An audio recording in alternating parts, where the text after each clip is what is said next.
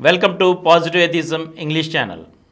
Today, I will continue the sixth episode from the book Why I Am an Atheist, a series of lectures written by Madeleine Murray Hoyer, an American activist. Now into the sixth episode.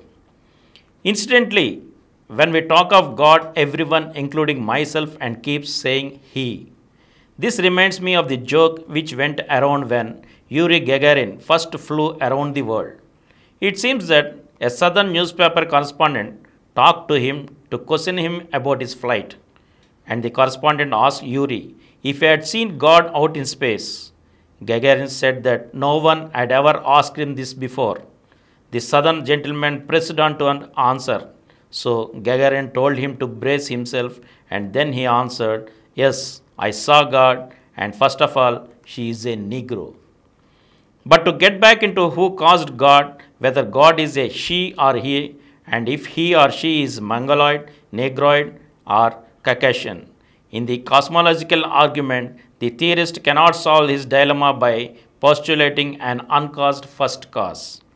The second argument, the teleological argument, has as its general thesis this wonderful word story. As we look into the world around us, we observe an order and a design which makes the assumption of a planning intelligence unavoidable.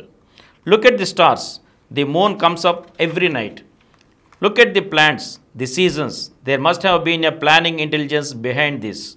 Well, this teleological view lies upon to such easy attack that the modern theologians avoid it.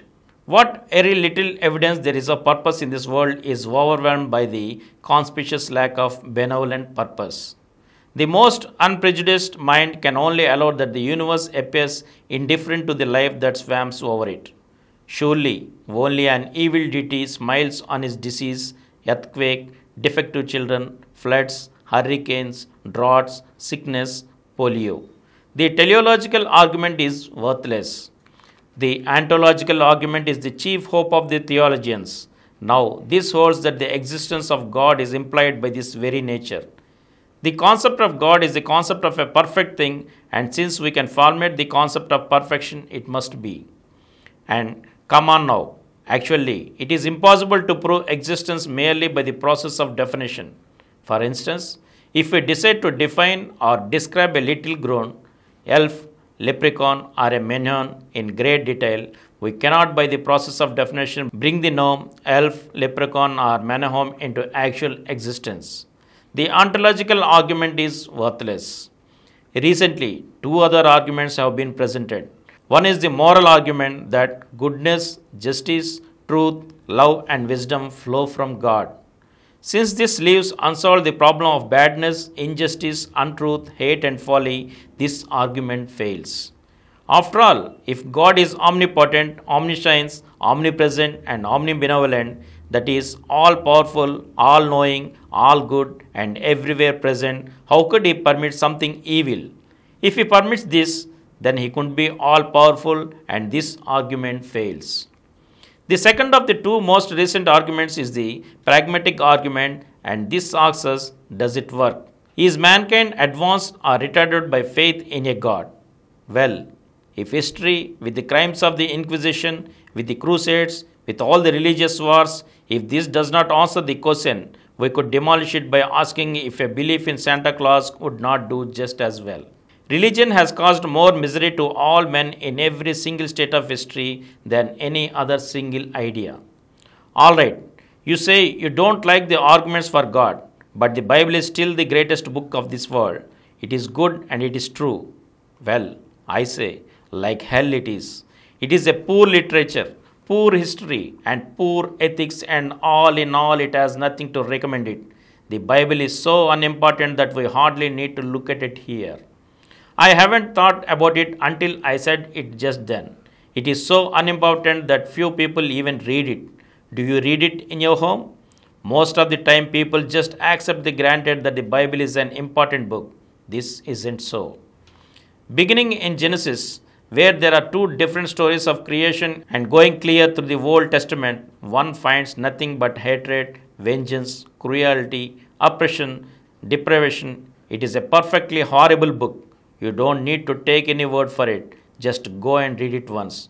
Do you honestly believe that story about Noah's Ark, or the Red Sea parting, or Eve being made out of Adam's rib, or the sun standing still, or Jonah and the whale?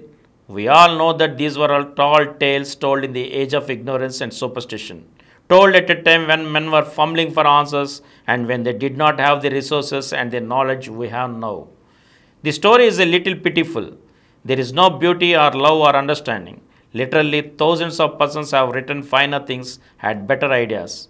I would not trade one Madame Curie or one Einstein or one Lincoln for 10,000 Bible characters who could not stiff at the boots of the great men and women who have labored for mankind.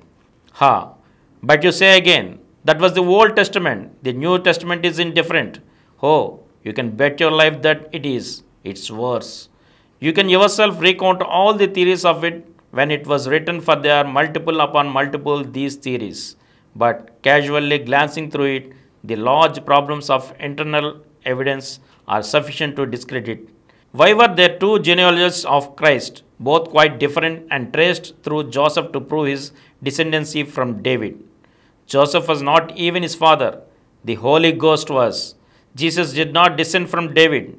Why are there two versions of the Sermon on the Mount?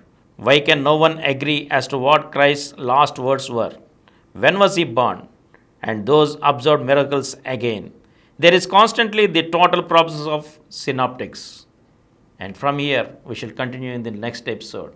Thank you.